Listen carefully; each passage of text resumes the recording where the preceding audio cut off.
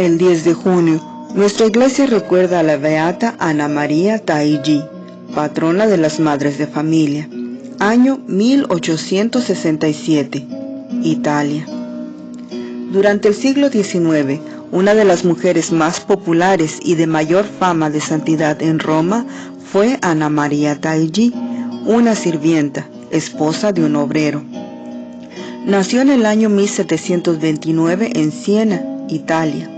Su padre quedó en la más absoluta pobreza y se fue a vivir a Roma. La pusieron unos meses en la escuela, pero luego llegó una epidemia de viruela y la escuela fue cerrada. Ella aprendió a leer un poco, pero no aprendió a escribir más que su firma a garabatos. Su familia vivía en una casa humilde, en un barrio pobre de Roma. El papá consiguió trabajo como obrero. Su padre desahogaba el mal genio que le producía su extrema pobreza, insultándola sin compasión. La mamá también la humillaba frecuentemente, y a la pobre muchacha no le quedaba otro remedio que callar y ofrecer todo por amor a Dios. Aprendió a hacer costuras y trabajando en un almacén fabricaba ropa de señora y así ayudaba a conseguir la alimentación para su familia. Sus padres, en vez de conformarse con su suerte, eran cada día más irascibles y la trataban con extrema dureza. Ella tenía siempre la sonrisa en los labios, tratando de alegrar un poco la amargada vida de su hogar. Su mayor consuelo y alegría los encontraba en la oración. Un día en la casa donde trabajaba su padre, le avisaron que quedaba vacante un puesto de sirvienta, y él llevó para allí a Ana María. Poco después, la mamá fue admitida allí también como sirvienta, y así la familia tuvo ya una habitación fija y la alimentación segura. Ana María era una excelente trabajadora y todos en la casa quedaron muy contentos del modo tan exacto como cumplía sus labores. Cuando Ana tenía 20 años y era una joven muy hermosa, empezó a encontrarse cada semana con un obrero de 28 años llamado Domingo Taigi, que venía a traer mercado a la familia donde ella trabajaba.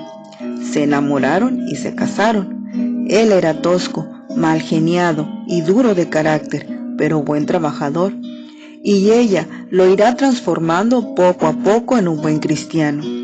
En su matrimonio tuvieron 7 hijos. Un día en que Domingo y Ana María fueron a visitar la Basílica de San Pedro, un santo sacerdote, el padre Ángel, sintió que cuando ella pasaba por frente a él, una voz en la conciencia le decía: «Fíjese en esa mujer, Dios se la va a confiar para que la dirija espiritualmente. Trabaje por su conversión, que está destinada a hacer mucho bien». El padre grabó bien la imagen de Ana, pero ella se alejó sin saber aquello que había sucedido. Y he aquí que nuestra santa empezó a sentir un deseo inmenso de encontrar algún buen sacerdote que la dirigiera espiritualmente para poder llegar a la santidad. Estuvo en varios templos, pero ningún sacerdote quería comprometerse a darle dirección espiritual.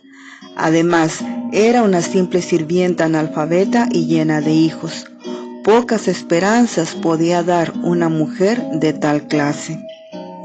Pero un día, al llegar a un templo, vio a un padre confesando y se fue a su confesionario. Era el padre Ángel, el cual, al verla llegar, le dijo: «Por fin ha venido, buena mujer. La estaba aguardando. Dios la quiere guiar hacia la santidad. No desatienda esta llamada de Dios». Y le contó las palabras que había escuchado el día que la vio por primera vez en la Basílica de San Pedro. Desde entonces, bajo la dirección espiritual del Padre Ángel, comienza a llevar una nueva vida de oración y penitencia. Por consejo de su director espiritual, deja de hacer ciertas penitencias que le hacían daño para la salud y se dedica a cumplir aquel viejo lema: la mejor penitencia es la paciencia. En pleno verano, bajo el calor más ardiente, hace el sacrificio de no tomar bebidas refrescantes. Demuestra gran paciencia cuando su marido está ya en arranques de mal genio. Madruga para tener todo listo para sus hijitos que van a estudiar y se dedica con todo el esmero posible a educarlos lo mejor posible. Sufre con admirable paciencia las burlas de muchas personas que la tildan de beata y besaladrillos. Y sucede entonces algo muy especial. Ana María empieza a ver el futuro en medio de un globo de fuego que se le aparece.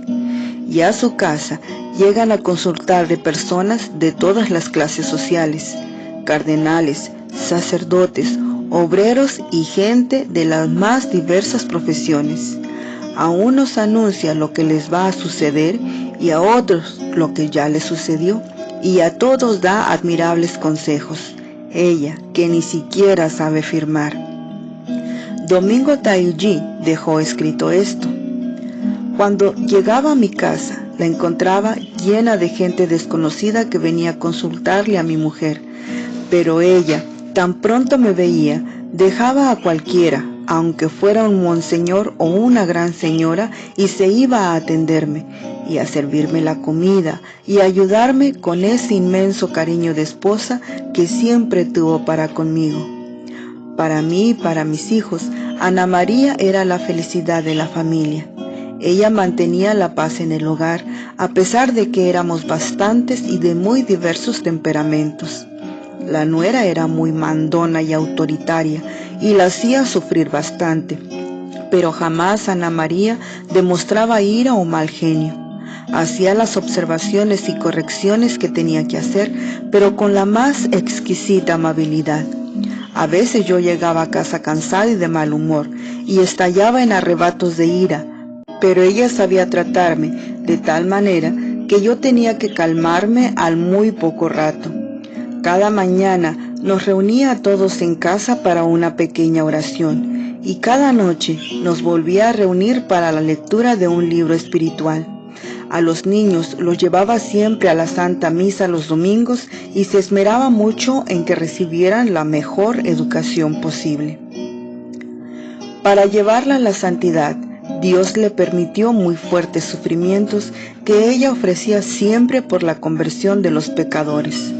Por meses y años tuvo que sufrir una gran sequedad espiritual y angustias interiores. Antes de morir, padeció 7 meses de dolorosa agonía, y a pesar de todo, su eterna sonrisa no desaparecía de sus labios. Sufrió la pena de ver morir a 4 de sus 7 hijos. Además, tuvo que sufrir por las calumnias y murmuraciones de la gente. De varias personas anunció la fecha en que iba a morir y se cumplió exactamente. Anunció también graves peligros y males que iban a llegar a la Santa Iglesia Católica, y en verdad que llegaron.